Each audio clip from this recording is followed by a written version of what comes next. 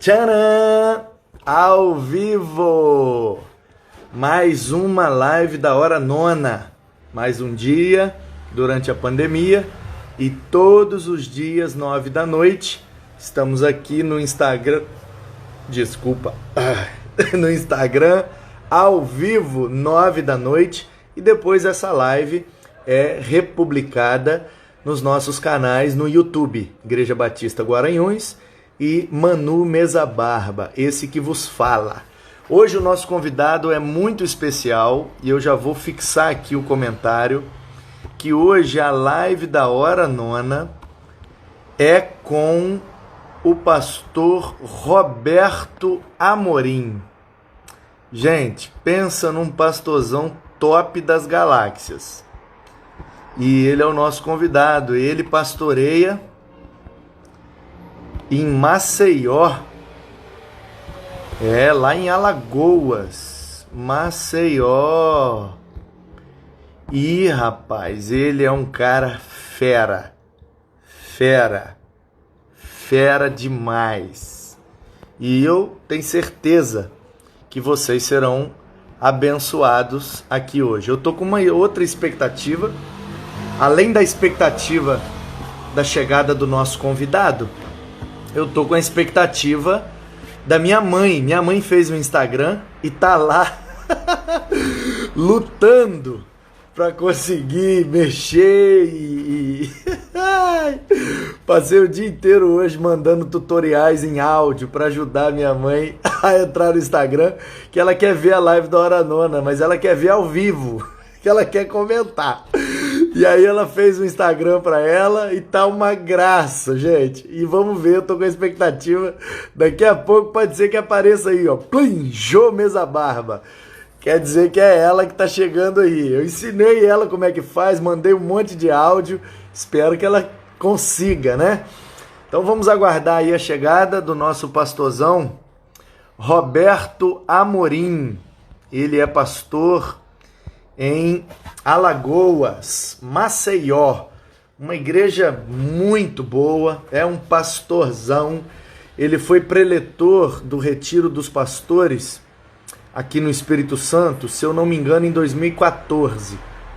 2014, ele pregou num retiro para nós, os pastores batistas aqui do Espírito Santo, e esse retiro foi na Casa dos Padres, assim chamada, ali antes de chegar em Domingos Martins, tem um lugarzinho ali chamado Santa Maria, alguma coisa, não sei direito, mas ali tem um antigo seminário, internato, alguma coisa lá da Igreja Católica, e era um espaço muito bom, e a gente naquele ano saiu do ABC e foi para lá.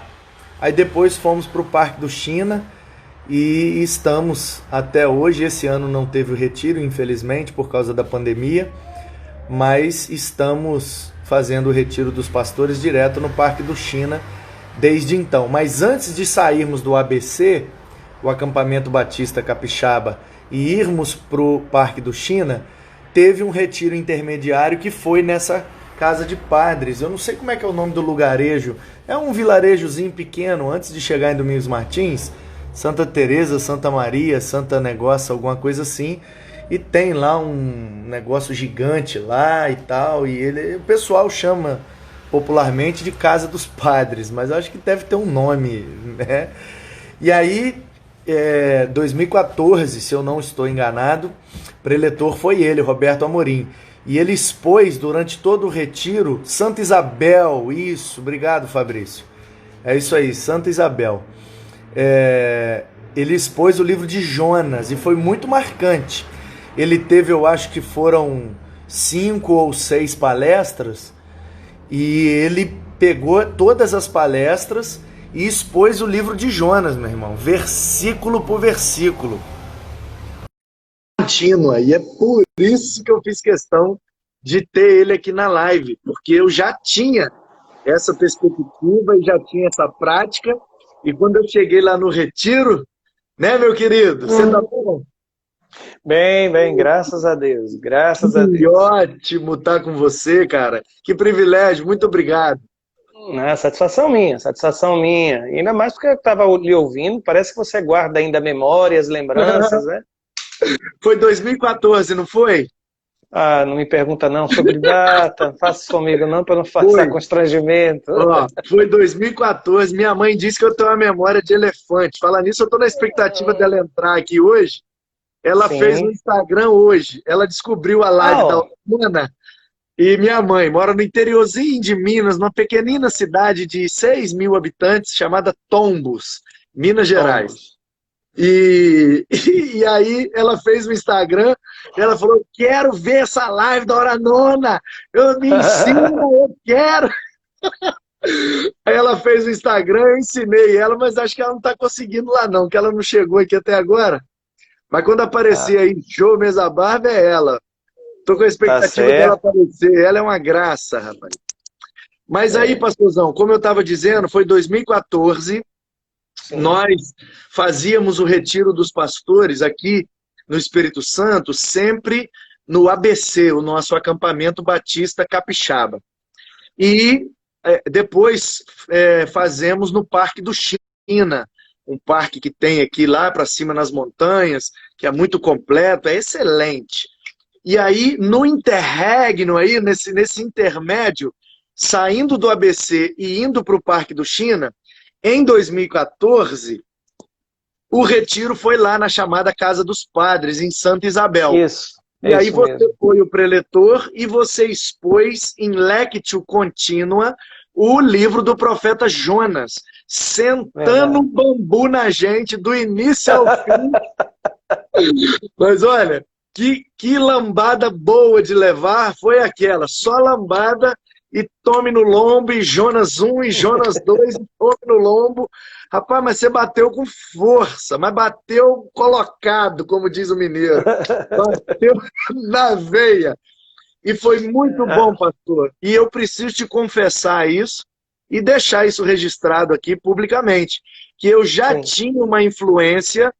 Desde antes de ir para o seminário, eu já tinha uma influência pela pregação expositiva, porque tive acesso, tive o privilégio, fui ovelha do pastor Nilson de Márzio, na central de Volta sim. Redonda, tive o privilégio de ouvir o Fanini e aquela turma que tinha uma veia evangelística muito forte, sermões de 15 a 20 minutos com apelo, e aquela multidão na frente. Até hoje eu não entendo como que eles faziam aquilo.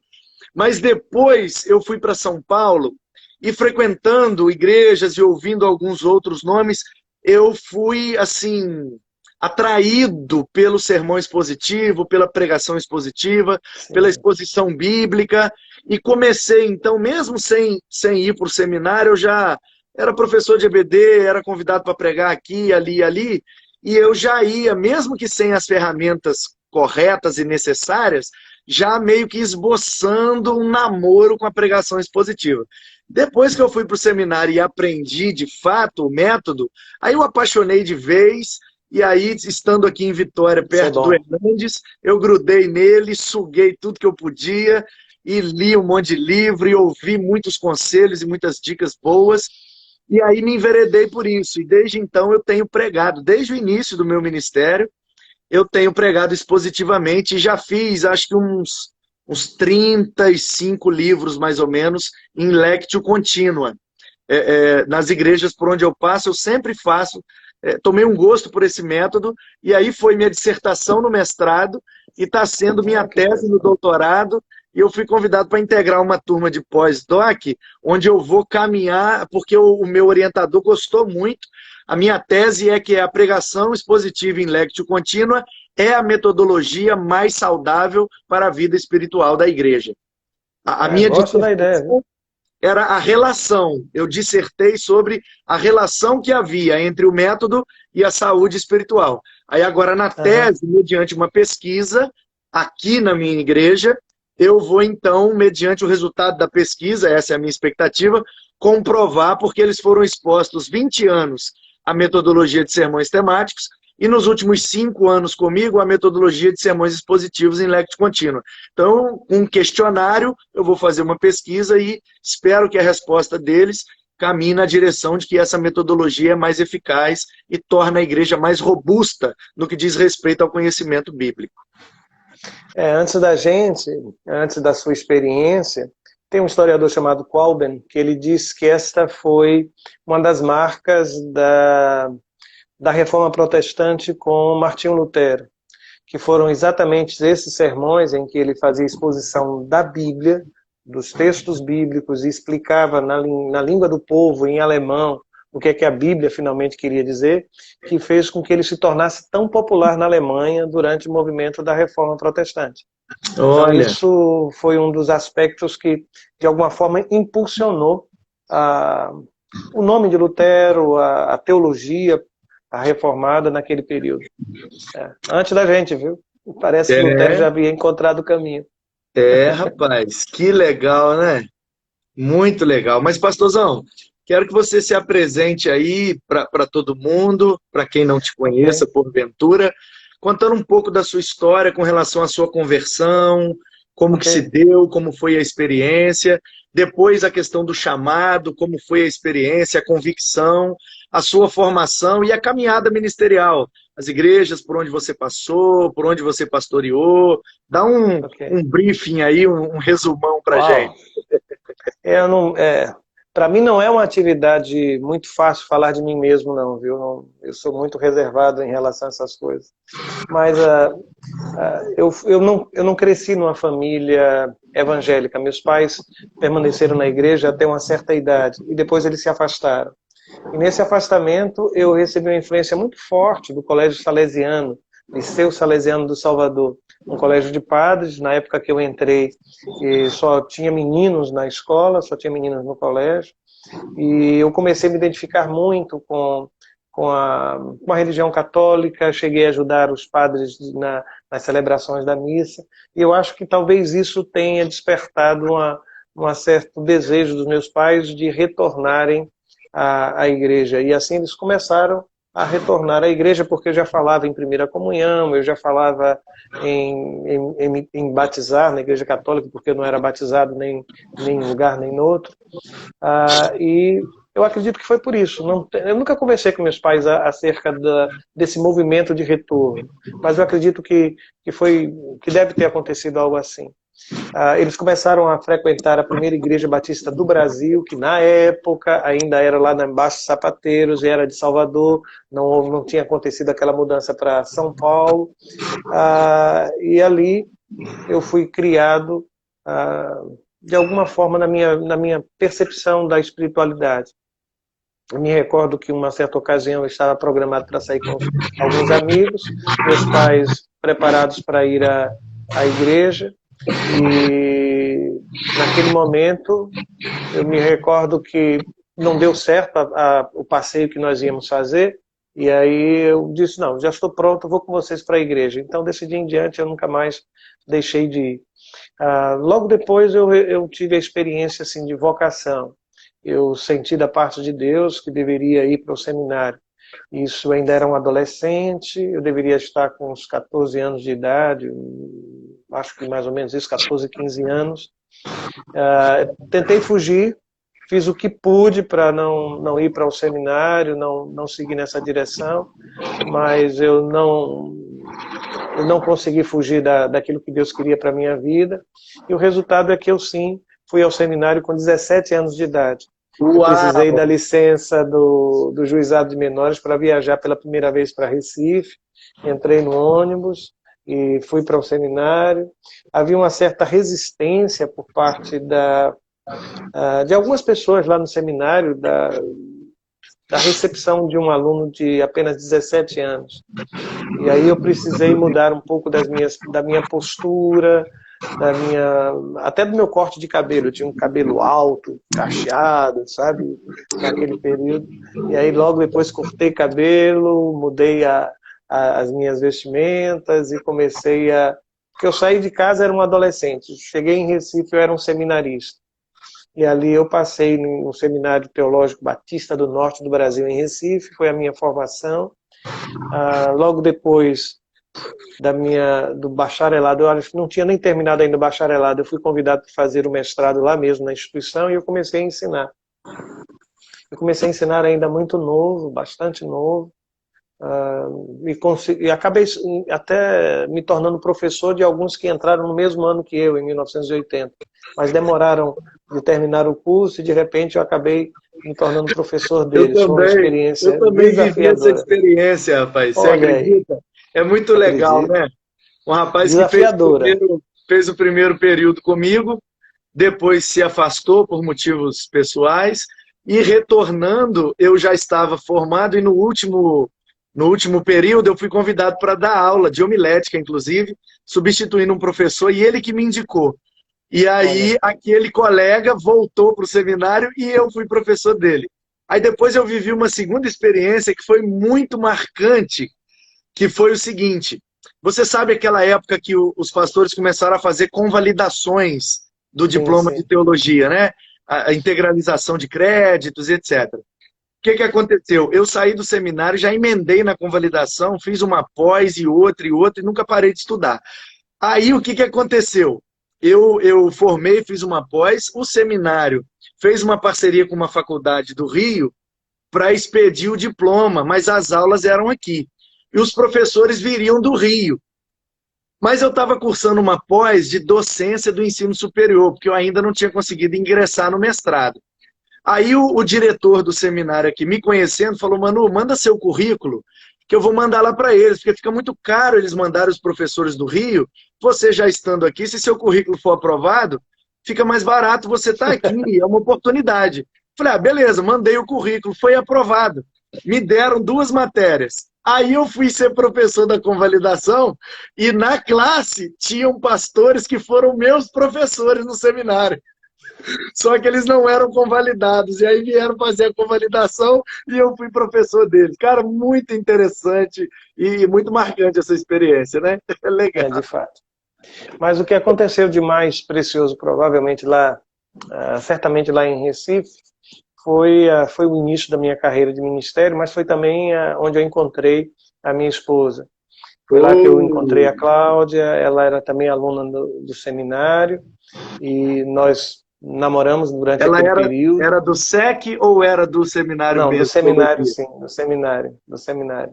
Ela fazia educação religiosa, na época a gente chamava de educação religiosa, né, o curso, e nós namoramos, noivamos, casamos, e de lá eu fui pastorear, e ensinava no seminário, ensinava também no SEC, ensinava no Colégio Batista, e fui pastorear a Igreja Batista do Cordeiro. Passei lá naquela igreja, ao todo, acredito que uns 13, 14 anos, porque fui auxiliar do pastor Amauri e depois, com a saída dele, eu assumi o ministério pastoral. Em Recife, nasceram 3 dos meus filhos, lá em Pernambuco, e em Maceió, quando eu vim para Maceió, isso já tem 21 anos que eu estou aqui em Maceió, pastorear a Igreja Batista do Farol. Durante este tempo, Deus me deu mais um filho. Ao todo, eu sou pai de 4 filhos, e eu costumo dizer que a minha família é muito especial. As pessoas normalmente sorriem quando digo isso, mas eu explico depois. É porque Deus nos juntou de uma forma que somente Ele pode fazer. Minha filha mais velha é minha filha biológica, e os outros 3 são meus filhos por adoção. O mais novo tem 11 anos, está conosco, ele é uma criança autista, muito comprometido, um autismo severo, ele só não tem limitações, comprometimento motor, mas no restante ele tem comprometimentos sérios, severos, e tem sido uma oportunidade muito grande de crescimento, não só meu, da Cláudia, dos meus outros filhos também. Tenho um neto chamado Ian, e é uma joia preciosa, e assim a gente tem caminhado. É mais ou menos isso aí a minha biografia, viu? Que bênção. Então, 30 e quantos anos eu estou falhando na conta aqui de ministério? Ao todo, eu sempre perco as contas. Deixa eu ver se a Cláudia pode me ajudar. Ela está acompanhando aí. Cláudia, se você puder 80 e ajudar, me qual foi faz o as ano que contas. o senhor foi Eu me consagrado em que ano? recordo, eu já lhe disse que eu não sou bom de datas, não, para isso não. Especialmente para essas coisas. Mas se ela está acompanhando, daqui a pouco ela manda um recado aí. Mas 30 eu e acho que poucos, né? juntando 30 e tantos. 21 com mais 11, 32, eu acho que em torno de uns 33. Olha aí, 33 anos, chegou. 33. Chegou junto, 33. 33 anos, a idade de Cristo, e quase a minha idade. Eu Uma estava na época boa para ser crucificado, eu já né? estava no ministério, que bênção. É uma época boa para ser crucificado, né? É. E 33 anos, uma coisa me chamou a atenção. Somente 2 igrejas, né? Somente 2 igrejas, é isso mesmo. Pois é, rapaz, e isso é uma característica que geralmente acompanha os caras assim, que são diferenciados, né? Porque eu conheço muitos pastores que têm menos do que isso, e que já passaram por 5, às vezes até 10 igrejas, não são ministérios, principalmente aqui na minha região, os ministérios em média, né? Você Sim. tem um ou outro que exercem entre 10 a 20 anos de ministério, acima de 20, pouquíssimos, mas entre 1 e 5 anos é a média. A maioria Entendi. troca de ministério entre 1 e 5 anos de ministério. E tem casos muito recorrentes aqui na nossa região de pastores que fazem transição ministerial com menos ou com recém-completados 1 ano de ministério. Isso é um caso muito curioso, chamou muita atenção quando eu vim para cá. Eu vim do Rio, né, Volta Redonda, e o meu pastor lá, Nilson de Márcio, estava lá há quase 20 anos, e tinha ficado em Petrópolis também uns quase 20, e o pastor do Conforto, era assim, os pastores ao redor, sempre assim, 15, 20, 30 anos. E aí eu vim para cá, e aquele troca-troca, aquele sai e entra aquela coisa, eu falei, gente, o que acontece? E aí me chamou a atenção quando você disse só 2 igrejas, porque aqui a gente tem tido ministérios assim mais curtos, em média, né? Uhum. O que é que você acha? O que é que se deve isso? Qual que é a sua leitura dessa situação? Ok. O Rick Warren, se eu não me engano, ele fez uma pesquisa sobre isso e ele insiste em dizer que os ministérios mais eficazes são aqueles mais, igualmente também mais duradouros. E ele sugere que o pastor ele passe mais tempo na comunidade. Eu não quero estabelecer isso como regra, porque Deus tem o tempo de todas as coisas, eu tenho aprendido que Deus está também no transitório, não só naquilo que é definitivo.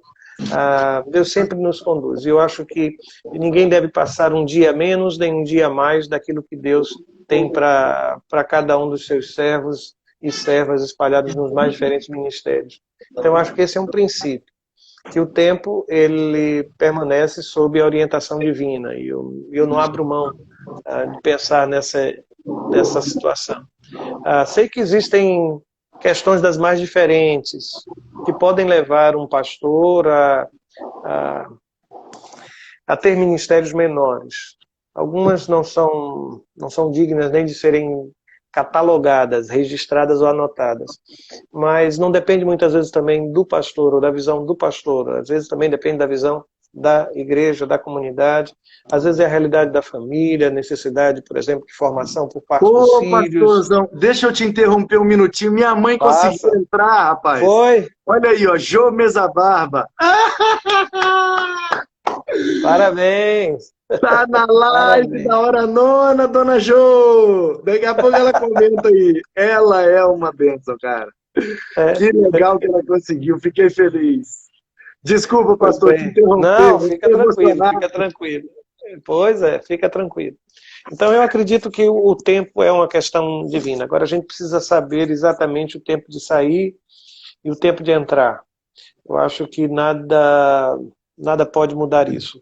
Algum tempo atrás eu conversava com alguém e ele falava sobre curvas dentro do ministério. E normalmente quando você inicia um ministério, você, à semelhança de um avião, começa a decolar. Mas há um momento em que você chega numa espécie de um platô e você não observa respostas por parte da igreja, você não vê alguns frutos daquilo que você tem semeado, e aquilo pode gerar uma crise enorme. E nesta hora, o confortável não pode ser um critério. Eu não posso usar o confortável como critério da vontade de Deus para a minha vida. Porque muitos ministérios, inclusive proféticos, no texto sagrado, foram marcados por situações de muito desconforto. E se quiser lembrar do Jonas, Jonas teve um ministério de resultados assombrosos. Uma cidade inteira foi restaurada a partir de uma pregação ínfima, pequenina, tímida. 7 palavras. 7 palavras, pronto, da parte do profeta. Por outro lado, você tem alguém tão fiel quanto Jeremias, que sofreu bastante em função do ministério, mas manteve-se durante todo o tempo fiel ao Senhor. Então, esses critérios de números, eles não podem ser usados para avaliar a integridade, a espiritualidade, a verdade, a orientação divina sobre quem quer que seja. Então, os ministérios realmente são diferentes, as igrejas são diferentes. Eu pastorei 2 igrejas. Quando eu saí de Recife e fui assumir o ministério em Maceió, eu imaginei que depois de tantos anos, mais de uma década como pastor, eu sabia alguma coisa de igreja e de ministério. E foi então que eu percebi que eu não sabia absolutamente nada. Eu sabia o que era pastorear a Igreja Batista do Cordeiro e não a Igreja Batista do Farol. Então, o que eu percebi é que as estratégias que foram usadas em Recife não serviram em Maceió. Era uma outra experiência, nem era a mesma igreja, nem era o mesmo pastor, porque eu mudei ao longo de todo esse tempo e eu precisava reaprender. Eu acho que isso é fundamental, esse sentimento de completa dependência de Deus em todo tempo, em todo lugar e a qualquer preço. Muito boa sua leitura, preciosa. Mas eu quero te fazer uma pergunta que eu tenho feito geralmente aos convidados. Tenho me reunido aqui, desde o início da pandemia, já fiz mais de 100 lives. E com muita gente boa, por isso que você não podia ficar de fora. Conversei muito com o Tércio, seu vizinho aí, conversei esses dias com o Luiz Saião, conversei com o Purim, conversei com muita gente boa, com muita estrada, muita experiência, e vira e mexe, dependendo do bate-papo, caía nessa pergunta. E é por conta de uma convicção minha. E aí eu queria saber de vocês, né, se vocês também pensam assim. Você mencionou que quando sentiu a vocação, tentou fugir dela. E tentou de todo jeito escapar e tal. Comigo também foi assim. Eu fugi durante muito tempo. Eu fui chamado claramente com 17 anos, mas ingressei de fato no seminário com 25. Então, quase 8 anos. Aí eu fugi. Aí eu fui skatista profissional. Aí eu falei, não, eu vou competir, vou ganhar um dinheiro. Depois eu volto e compro um apartamento, abro uma loja e vou para o seminário. Vou fazer um pé de meia. E meus planos todos furados, foram para água abaixo, não teve jeito. E aí eu tentei fugir, fui para o mercado de trabalho, fui trabalhar como administrador, e aí estava morando bem, ganhando bem, vivendo bem. Falei, agora está tudo resolvido, mas aí a vocação ali insistia. Enfim, o Hernandes me disse uma vez o seguinte, que a vocação não pode ser aquela dinâmica de que o cara não tem lugar nenhum para entrar, todas as portas se fecham, e aí ele entra na do ministério porque ele não tem opção. Segundo ele acha que o verdadeiro vocacionado é aquele que tem várias portas abertas, mas não consegue entrar em nenhuma a não ser a do ministério. E aí eu fui abordado por um jovem num retiro uma vez, e ele me disse, eu tenho um sonho, meu sonho é ser pastor. O que eu faço? Aí eu falei, rapaz, você procura outra coisa para você fazer. Porque eu nunca vi um vocacionado sonhar com o ofício, com o ministério, com seja lá o que for. Via de regra, pelo menos na minha leitura, na Bíblia, todos fugiram quanto puderam. E como eu também fugi, eu achei que isso fosse uma característica da vocação genuína. Mas eu já tive professores e outros pastores que discordaram. Eu achei interessante. O que o senhor pensa sobre isso?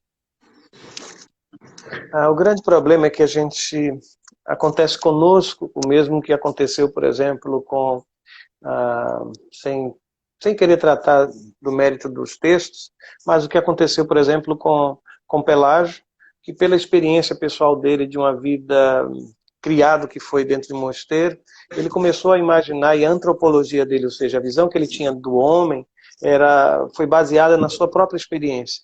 Então ele imaginou que o homem podia ser bom, que o homem era capaz de fazer o bem, diferente de Agostinho, que teve uma vida tão pregressa que começou a dizer que o homem era completamente mau, e toda a leitura que ele fez da humanidade, do ser homem, ele o fez a partir de sua experiência.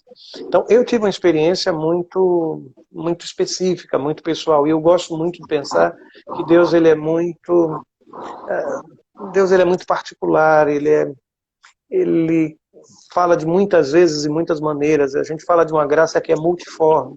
E ele sabe falar com cada um de nós de uma forma que somente eu e você vai conseguir escutar. Quando ele, por exemplo, precisou falar com os magos do Oriente, aqueles que ficavam trabalhando com as estrelas, ele colocou uma estrela no céu. Nada mais sábio para falar com quem está olhando para os céus do que uma estrela. Ele vai saber falar com cada um de nós de um jeito que somente ele sabe falar. E essa questão assim das portas que se abrem, eu tenho encontrado pessoas sérias no ministério que foram como que conduzidos por Deus a partir de experiências assim. Porque caso contrário não optariam por sê-lo, ou pelo caminho da obediência. E isso me faz recordar a experiência, por exemplo, de Pedro. Pedro, a princípio, ele também tentou afastar-se. Ele chegou a dizer a Jesus, olha, afasta de mim, porque eu não... isso é demais, eu não... Mas se você se recorda, a experiência de vocação dele aconteceu depois daquilo que a gente chama de uma pesca maravilhosa. Ele tinha já recolhido os barcos, estava lavando as redes, e recolher barcos e lavar redes é uma coisa muito trabalhosa, muito trabalhosa. E ele havia passado a noite inteira e não havia pescado absolutamente nada. Mas Jesus não abordou Pedro e convidou Pedro para o ministério naquele momento. Primeiro houve a pesca e ele retorna com as redes cheias. Não foi no fracasso, mas foi no sucesso. Foi quando ele estava ele tinha o que deixar para trás, que Jesus olhou para ele e disse, olha, segue-me. E eu vou fazer de você um pescador de homens. Eu costumo dizer que Deus sempre nos chama, sempre nos chama quando temos alguma coisa para largar e deixar para trás.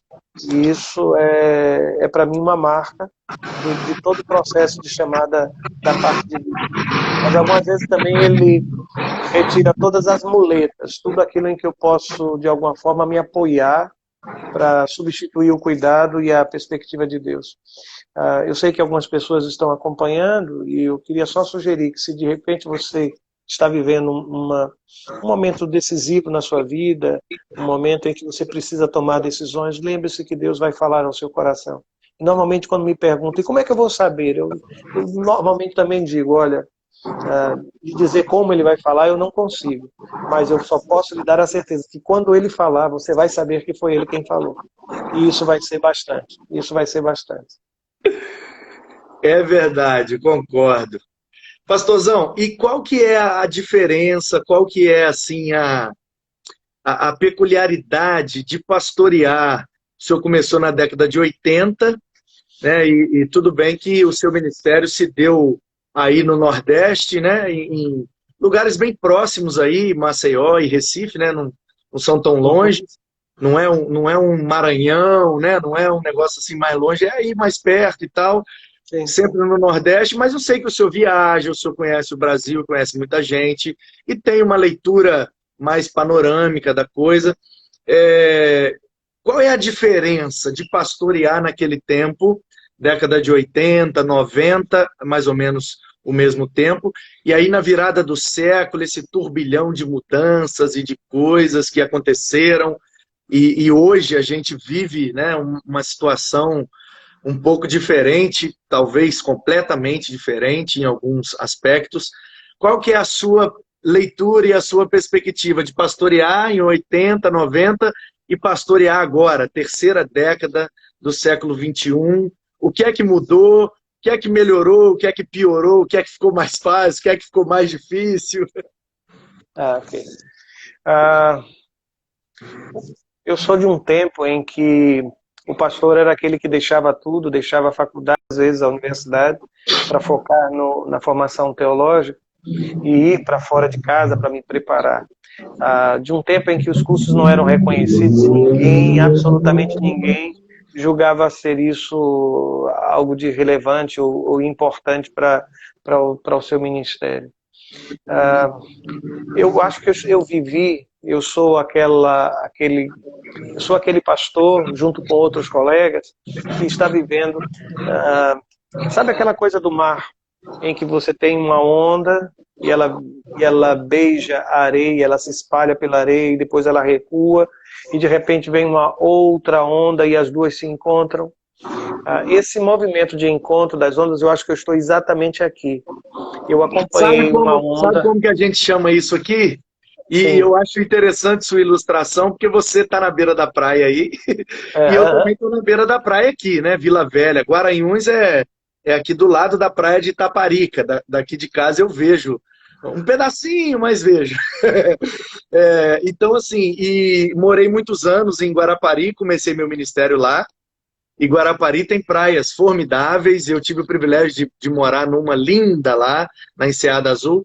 E eles chamam os meninos, eu tive ovelhas que eram surfistas e jogavam aquele chamado skimboard. É uma pranchinha menor que eles jogam na areia e vai na ondinha menor, né? Inclusive eu tive uma ovelha, que acho que ainda é um amigo, ovelha e tudo, ele fabrica isso. Inclusive ele manda muito aí para o Nordeste. Ele tem uma fábrica e exporta, manda para aí e tal. E eles chamam, esse encontro que o senhor falou, eles chamam de rebordosa. Pois eu sou o pastor da Rebordosa. Rebordosa. E nesse período muita coisa mudou, muita coisa mudou. O perfil de igreja, as pessoas são diferentes, a estrutura familiar diferente, a forma de falar diferente, a estrutura do sermão, da mensagem mudou significativamente, a fidelidade do seu rebanho. Eu quero ouvir mais sobre isso, por favor, hein? Mas sim, houve um tempo em que a sua comunidade, ela limitava-se ela era alimentada pelo seu púlpito, pelo púlpito da igreja local. Isso hoje não existe mais. Houve um tempo em que a relação do membro de igreja com a igreja era uma relação muito visceral. Havia uma relação apaixonada pela sua comunidade local. Hoje, a membresia de nossa igreja ela não tem raízes tão profundas e há um deslocamento, até por questões de trabalho, de concurso. Os nossos filhos, ou melhor, os filhos já não são muitas vezes sepultados nos jazigos da família, porque as famílias elas se espalharam ao longo desse tempo. O perfil da membresia modificou-se radicalmente. Você percebe que hoje nós ocupamos e conseguimos penetrar em algumas faixas da sociedade em que antigamente nós não tínhamos acesso. Então tudo isso mudou a forma de comunicar, a estrutura de igreja. A estrutura de igreja hoje é muito mais complicada. Ninguém falava, por exemplo, na figura de um administrador para a igreja. Isso nunca existiu, absolutamente nunca existiu. Os recursos que são utilizados, hoje você precisa de gente, inclusive, profissional, ou se não profissional, treinada, habilitada, capacitada para algumas ações na igreja. Cresce, por exemplo, o número de funções remuneradas na igreja.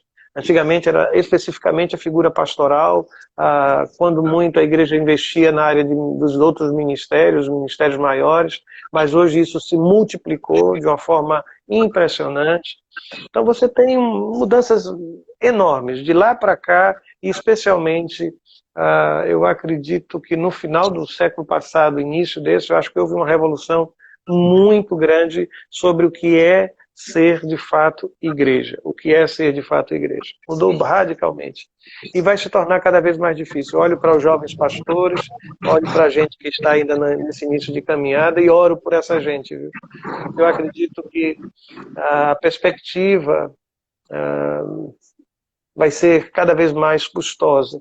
Lidar com família, lidar com indagações, problemas que no passado eles não se multiplicavam tanto quanto observamos hoje. Eu me lembro que uma vez eu estava no seminário, eu acho que ainda era aluno nesse tempo, e um dos professores estava fazendo uma espécie de faxina no seu escritório e jogou muita coisa fora. Eu perguntei se eu poderia dar uma olhada ali, garimpar alguma coisa. Eu encontrei apostilas, textos que ele havia escrito, e ele tinha um texto em que ele tratava do desquite. E naquela época ele dizia assim que ele, era um texto que ele trabalhou com o encontro de pastores, e ele falava que naquela ocasião nós precisávamos abrir os nossos olhos para esta realidade, e aquilo parecia ser assustador. Hoje, o número, por exemplo, de casais separados que temos dentro de nossas igrejas é enorme, inclusive com pastores também, passando por essa experiência. Mas naquela época parecia algo tão distante que eu me lembro de novamente ele usou a ideia de águas, mas ele falou que eles precisavam acordar porque aquilo seria como uma enchente lenta de um rio, que logo eles poderiam acordar e perceber que os pés estavam molhados. Daí a necessidade de refletir antecipadamente. Muita coisa mudou, muita coisa mudou, muita coisa mudou ao longo desse tempo. E o senhor poderia apontar, assim, pelo menos um ponto de cada lado?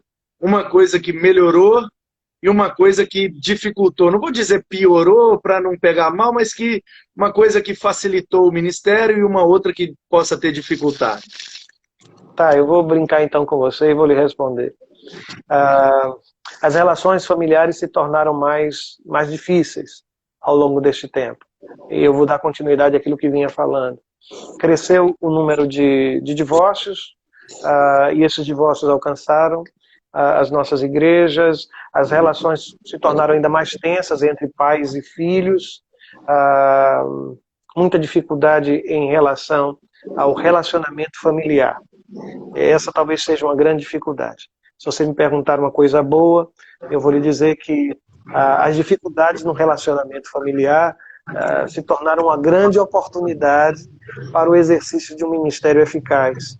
Foi, na verdade, uma porta, ou é, na verdade, uma porta, uma possibilidade de ação da igreja e de resgatar a família como propósito da experiência, da espiritualidade, da unidade com Deus. Então, tudo que eu relacionar para você como problema, como dificuldade, como algo que se tornou mais difícil, eu vou também colocar do lado de cá como uma oportunidade de ministério. Eu já me perguntei, e já me vi, às vezes, olhando para conversando com Deus, dizendo, Senhor, como é que eu vou lidar com essa situação? Como é que eu vou lidar com isso ou com aquilo?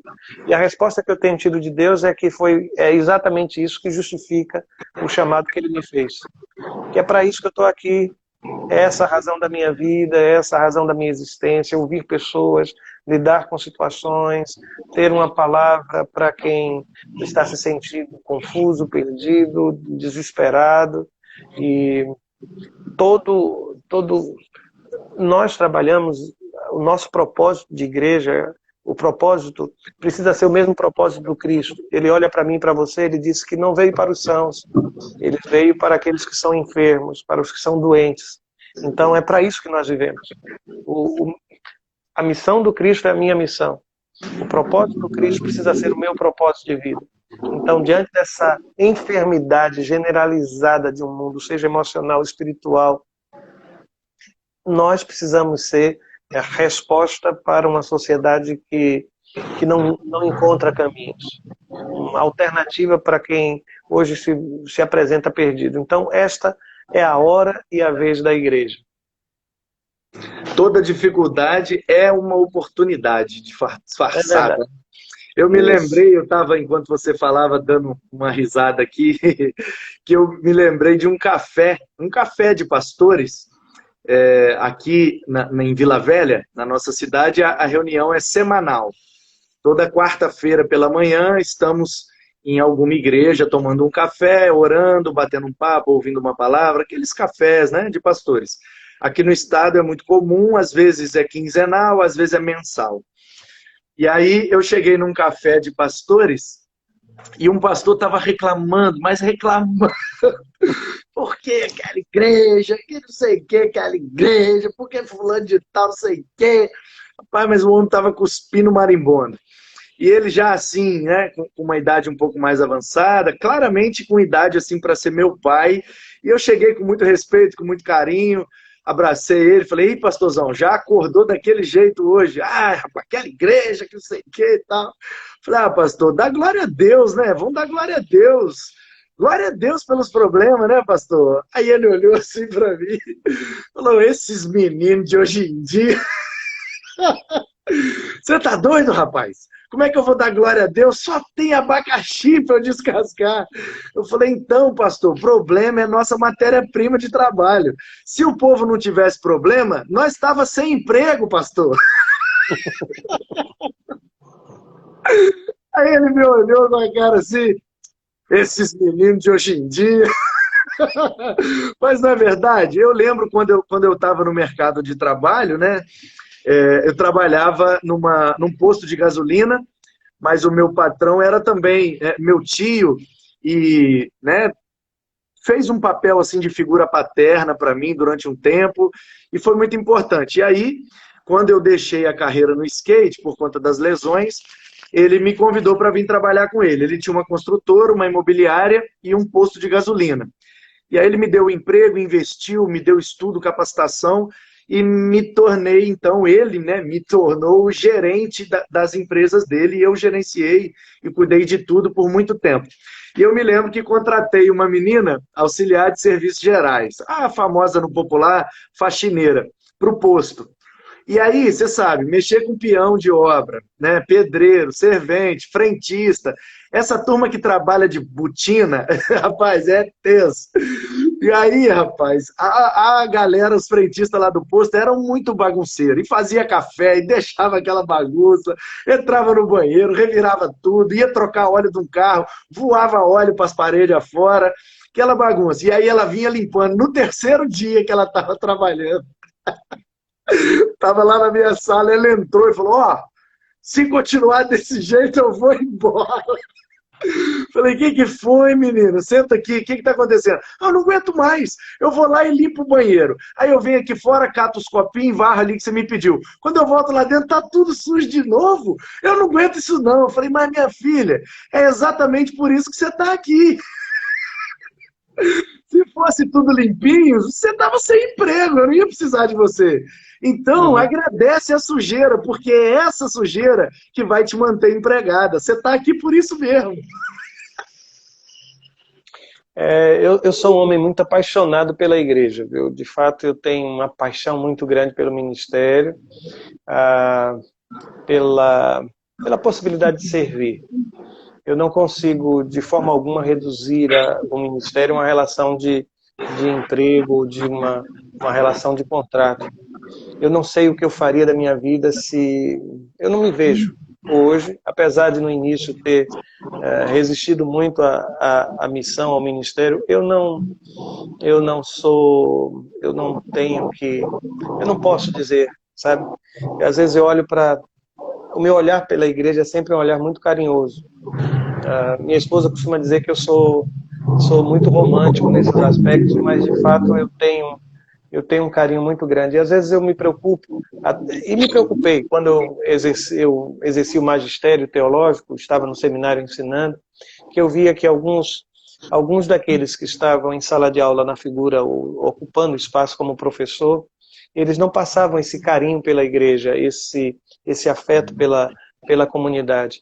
E aí a gente começou a criar uma geração de pastores que parecia ter uma dificuldade prévia. Antes de iniciar o ministério, já pareciam estar com alguma prevenção. O cara já começa em crise, né? Em crise.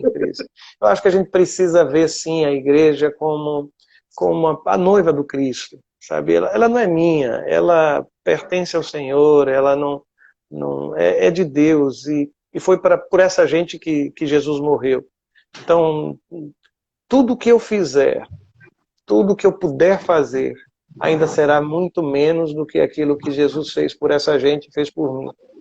Para mim, ainda, o ministério é uma vocação excelente, é desafio para a vida, é paixão suficiente para a gente caminhar por este tempo e por todos os caminhos que forem necessários. Eu confesso que realmente eu sou uma pessoa extremamente apaixonada pelo ministério, pela missão que recebi de Deus. Muito, muito.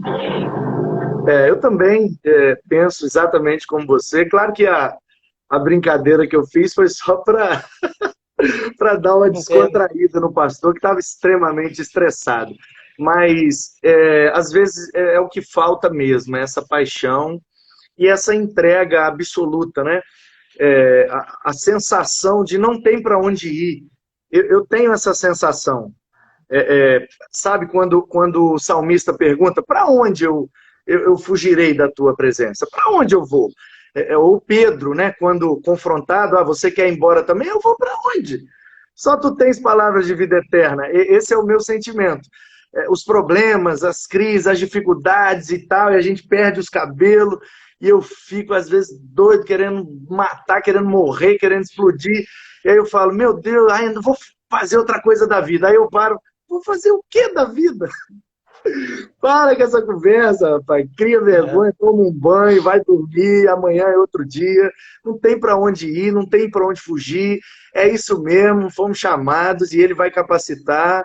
Respira fundo e vamos, que é ele que está no controle e no governo. sempre, sempre, sempre, sempre. E essa oportunidade de servir, eu acho que é um privilégio tão grande que a gente não consegue dimensionar. Quando você percebe que você conversou com um casal que já estavam decididos a se separar e Deus usa uma conversa, um aconselhamento, um sermão, e aquilo que ia ser o fim se renova. Meu Deus, você imaginar que você fez parte disso. Quando às vezes eu encontro pessoas que eu nem não tive a oportunidade de me aproximar. Aí eu volto para uma determinada cidade e alguém me dá um abraço carinhoso e diz, olha, pastor, eu preciso lhe agradecer. Eu digo, me agradecer pelo quê? Porque houve uma ocasião que passou por aqui e fez o tal sermão e ele repete todos os pontos do sermão. Eu não tenho o que dizer, eu não tenho o que dizer. É alegria por demais, é alegria grande, grande alegria em torno da missão e do ministério. Por isso, deixa eu só mandar de novo um recado. Se houver algum vocacionado aí, lutando contra essa coisa do ser pastor, e ser pastor num tempo tão diferente, com tantas... Se Deus está lhe chamando, eu preciso lhe dizer com toda a segurança, não há lugar melhor para você estar do que realizando aquilo que Deus quer que você faça. Não troque isso por nada deste mundo, absolutamente por nada deste mundo. Todos nós temos uma missão. E se você for médico, engenheiro, contador, não sei qual a sua profissão, mas antes de ser um profissional, você é um cristão. E ali você também vai exercer a sua missão. Nós precisamos entender que essa separação que às vezes a gente faz entre o sacro e o profano, entre o mundo e a igreja, ela precisa desaparecer. A gente precisa ver tudo isso como uma coisa só. Deus nos convida a exercer missão em todo o tempo todo. Verdade, concordo com tudo. Meu querido, faltam alguns minutos, ainda temos talvez uns 6, 7 minutos, mas eu queria que você, assim, colocasse um assunto, pedir para você falar da pregação. Você disse que a Tá? estrutura, a entrega, a dinâmica Mudou. da pregação mudou. Qual é a abordagem que você faz? O que é que Ok. você precisou mudar como pregador para alcançar esses ouvintes desse tempo, né?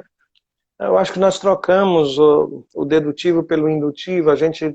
O que é que aconteceu? Houve um tempo em que a gente pregava, eu pregava lá atrás, então eu ia da pesquisa, eu abria o texto bíblico, eu examinava todas as questões de natureza histórica, geográfica, todos os aspectos de interpretação daquele texto, e a partir daí eu chegava lá no final, naquilo que a gente chamava de conclusão, e apresentava as lições que o texto trazia. Eu acho que a nossa capacidade hoje de concentração daqueles que estão escutando diminuiu radicalmente. As pessoas não têm a mesma capacidade de concentração de antes. Elas precisam se ver inseridas na reflexão. Então, o que acontece hoje, e o que eu tenho tentado de alguma forma fazer, é o movimento inverso. É como se eu começasse da conclusão, e essa conclusão, ela dividida ao longo de todo um sermão. Eu quero lhe dizer isso. Por que eu quero lhe dizer isso? E onde é que eu estou fundamentando? Aí eu vou para a pesquisa. Então, para cada é trazer aquela pessoa que está ouvindo para o centro do sermão. A gente precisa responder perguntas que as pessoas realmente estão fazendo. O sermão ele precisa ser bíblico, ele precisa ser simples e ele precisa ser ao mesmo tempo profundo. Simplicidade e profundidade, elas não se excluem. E a gente precisa aprender a trabalhar isso. É nesse sentido que eu acredito que o sermão mudou. Aquela voz impostada, aquele sermão clássico, hoje tem perdido espaço para um sermão dialogal. É como se alguém estivesse sentado ao seu lado conversando com você. O que os gringos chamam de storytelling, né? É o estilo de ir numa prosa, como que contando uma história, e de repente a pessoa é imbuída naquele assunto, é tomada pela reflexão e de repente acaba e deixa ela com aquela exclamação na consciência, né? Sim. E houve lá atrás eu aprendi com os meus professores de homilética, e você foi um professor de homilética, sobre essa questão do sermão expositivo, do sermão temático, disso, daquilo. Eu descobri com o passar do tempo que existe uma outra forma também de classificar o sermão. E tem a ver com a mente e o coração. Tem alguns sermões que eles são sermões do entendimento, e há outros que o pregador consegue falar com o coração. Se a gente deixa o coração de fora daquilo que a gente apresenta como reflexão, ele perde vida. Ele perde vida. E é por isso que eu acho que a gente precisa encontrar um caminho diferente para alcançar o coração. A mensagem, o conteúdo ainda é o mesmo, mas a forma de apresentar é que precisa ser, de alguma forma, revista e durante todo o tempo trabalhada para alcançar o objetivo que a gente almeja, envolvendo as pessoas e fazendo com que a mensagem seja relevante para este tempo. As pessoas precisam sair dali, de um santuário que o sermão terminou. Sim, o que é que eu vou fazer com isso que eu ouvi? Com respostas muito claras, práticas, para aplicação na sua vida pessoal. Excelente. Muito obrigado, meu querido. Temos quem agradeço. Poucos minutos, mas eu queria te dar a liberdade aí de falar o que você quisesse, de propor, falar, fazer propaganda, convidar. Fique à vontade, o que tiver no seu coração, pode falar antes da gente se despedir. Eu vou só fazer aquilo que provavelmente vão estar esperando, né? Que é de fato agradecer, né? E aí eu vou fazer como uma homenagem à sua mamãe, que está participando do encontro agora. Né? Que Deus a abençoe, que você seja um homem que traga alegria ao coração desta mulher, uma mãe que quer estar perto do seu filho e ouvi-lo como pastor, como pregador, isso não tem preço. Eu perdi a minha mamãe não faz muito tempo, e ela era uma dessas apaixonadas pelo meu ministério, era alguém que sofria, chorava e era uma intercessora. Então, se eu puder terminar, eu termino dizendo, olha, use esse tempo para estabelecer um laço ainda cada vez mais precioso com esta mulher e esta mulher com este filho. Que Deus o abençoe, que Deus a abençoe, que vocês sejam muito felizes como mãe e filho, que você seja no coração desta mulher um motivo grande de alegria, viu, pastor? Amém. Deixa eu ver se ainda dá tempo, eu tenho acho que 2 minutos. Eu fiz uma música para ela, eu canto rap, pastor. Mesmo? Fiz uma música para ela. Skate. Eu sou da pá virada. No dia das mães. O dia das mães é um dia legal. Dia das Mães é como outro qualquer? Não, é muito mais especial. Dia daquela que faz comida e lava a panela, pega a roupa seca no varal. Sensacional, é o que elas são. Razão, emoção, um sexto sentido, um senso de direção quando estamos perdidos. Pensava ter acabado, quando eu fosse casado, estava enganado, estava iludido. Como a galinha protege o pintinho, ela faz com seu filho. Não importa a idade, tamanho, confiança, para ela você é uma eterna criança, é a esperança que ela tem é te ver bem, desde que você era neném, sem ela, seu parabéns seria sem importância. No segundo domingo de maio, ela quase teve um desmaio quando você entrou pela porta trazendo aquela torta que ela sempre sonhou em ganhar. Tem que pôr essa flor na água, senão ela vai murchar. É assim mesmo, ela pensa em tudo. Na hora de homenageá-la, você fica mudo. Não bebe água gelada, não sai sem camisa de casa, sempre preocupada se comeu direito e vai bem nos estudos. Alguns dizem que elas predizem o futuro, sei lá. Só sei que se ela falar para sair da galera do escuro, para parar de ser pão duro, é melhor escutar. Para não bater a cara contra o muro. Não há um coração nesse mundo que seja mais puro, límpido, incandescente, onde você se sente seguro. O amor entre elas é uma coisa comum. Pode chegar no coração de mãe, sempre cabe mais um. Vamos repartir os pães. Somos irmãos de diferentes mães.